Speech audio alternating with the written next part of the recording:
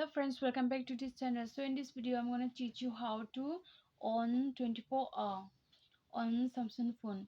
So before I start the video, please do not forget to like the video, share the video and subscribe the channel. So without wasting time, let us start the video. So first of all, watching today's, you have to go to the settings. So you have to press the setting.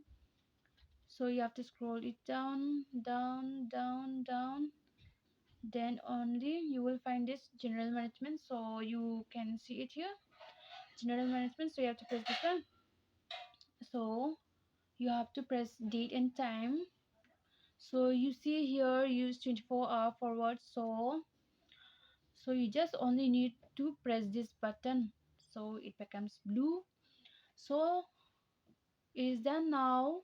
So friends, before you leave this video, please don't forget to like the video, share the video and subscribe the channel. And thanks for watching. Thank you.